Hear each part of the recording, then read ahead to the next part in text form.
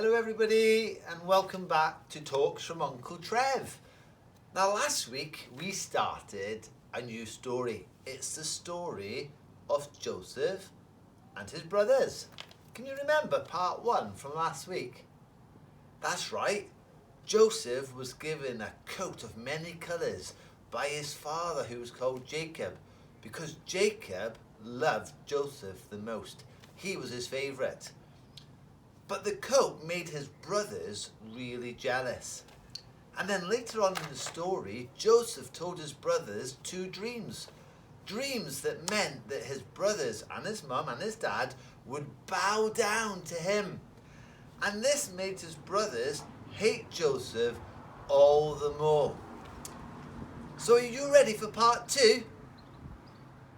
So part 2 of our story starts with Jacob, the father, telling Joseph to go to a place called Shechem, because that's where his brothers had just taken the flocks. Now Jacob wanted Joseph to go there to check on his brothers and then to bring back a report on how his brothers were doing and how the flocks were.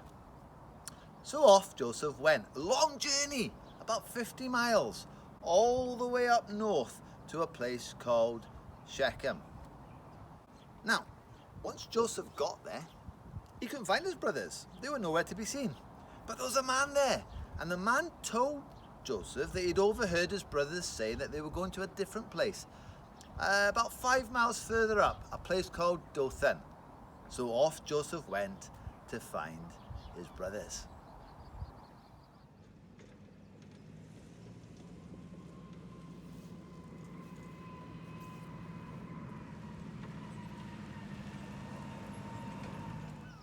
Now the brothers suddenly saw Joseph coming towards them, and one of them shouted out, "Look lads, here comes the dreamer." They quickly thought of a plan. They hated Joseph. They knew what they were going to do. When he comes really close, we'll grab him and we'll tear off that coat of many colours, and then we'll kill him. And we'll throw him down a hole. Yeah, there's a hole just over there, one of those cisterns. You know the things that they use for keeping water in? It's empty. We'll kill him and we'll throw his dead body in there. Ha! And then we'll go back to our father and we'll tell him that a wild animal has killed him. So that's what they planned to do. But Reuben was there. Now Reuben was the eldest. And he said, "No, it's wrong. Let's not kill him. Let's just put him in the cistern. Let's just put him down that pit." You see, secretly, Reuben was planning on coming back later that night when nobody else was around, and he was going to rescue Joseph. "Get him, lads!" So they jumped on him and they ripped off his coat of many colours, and Joseph was struggling. "Let me go, what are you doing?" But they grabbed him and they threw him down that pit. Oh, poor Joseph. He was looking up out of the pit. "Brothers, what are you doing? Why are you doing this to me?" But it was no good. Joseph was left down the pit. He was left down there, all on his own. Can you imagine how he felt?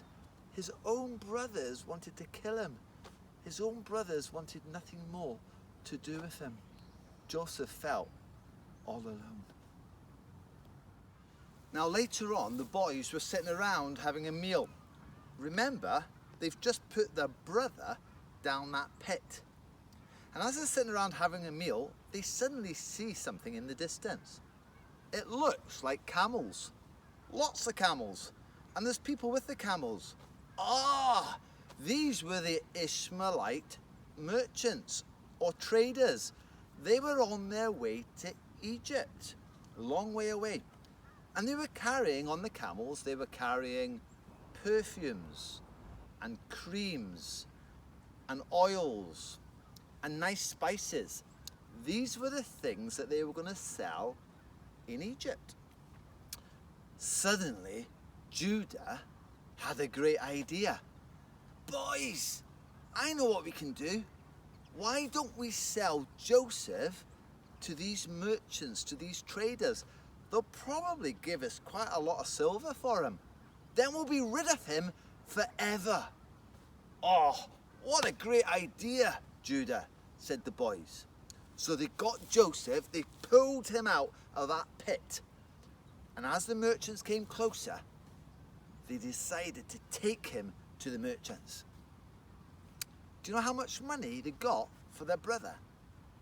20 shekels of silver. Yeah, that's right, 20 shekels of silver. They sold him. The merchants took him and they bound him together with rope, and he'd have to walk all the way to Egypt. Now that was a long way, about 500 miles. Now when Reuben returned, he wasn't there at the time. When he returned, he asked his brothers, "Where's Joseph?" When he found out that he'd been sold, Reuben was overcome with grief. That means he was so upset. "Oh no," he said. "This is all going to fall on me because I'm the oldest brother. My dad's going to hold me responsible." And he was so upset. After days of walking in the blazing sun on the way to Egypt, eventually the traders and Joseph, with his hands tied together, arrived in Egypt. They took him straight to the slave market. This was the place where people would come to buy slaves. Now on this particular day, a very special man had come to the market. He worked for the boss, the king of Egypt, the Pharaoh of Egypt. His name was Potiphar. He was in charge of the king's guard. He was a very important man, and he was on the lookout for a slave.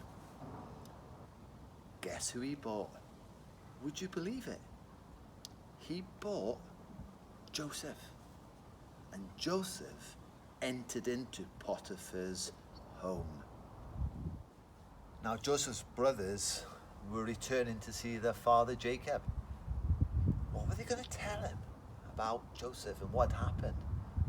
Well, they decided to tell him the most incredible lie. You see, they'd got a goat and they'd killed the goat, and then they'd dipped Joseph's coat of many colours into the blood of the goat. And then when they got home, they handed the coat to their father and said to their dad, "Dad, do you recognise this coat?" Jacob took one look at it and said, "Yes, this is Joseph's coat." "Oh no," he said, "a wild animal must have killed him." And Jacob was overcome with grief and emotion. And he cried and he cried. And he took off his clothes and he put on what was called sackcloth. And then he took ashes from the fire and he covered it over his head. And he said, "I am going to be so sad for the rest of my life because my son Joseph has been killed by this wild animal."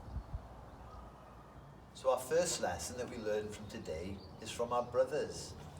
And it's this: sin is really bad.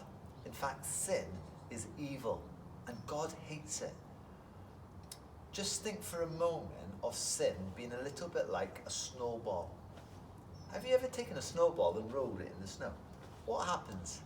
That's right, it gets bigger and bigger and bigger. Can you see how sin in our story gets bigger and bigger and bigger? It started off with the brothers being jealous of Joseph. That then became hatred for their brother Joseph. And then today we found out that they wanted to kill their brother Joseph. And when they sold him as a slave, as far as they were concerned, they'd killed him anyway. And then to make things even worse, think of all the pain they brought to their father, Jacob, by telling that whopping lie that a wild animal had killed their brother. That's what sin does. It's terrible. It's horrible. It's evil. It destroys people. It brings sadness. It brings pain. And God hates it. So when you sin, you're not just sinning against other people, but you're sinning against God, who's perfectly wonderful and perfectly pure. And he hates it. He really, really does. Now our second lesson we can learn from Joseph. Can you imagine how Joseph felt when his brothers set upon him, when they wanted to kill him, and when they threw him down that pit? He must have felt all alone. He must have felt that everyone had turned against him.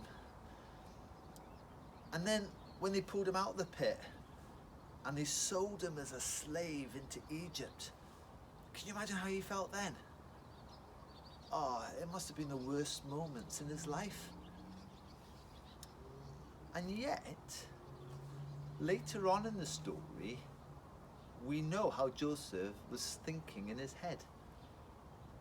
Although his brothers were planning their worst against him, he knew that God was still in control.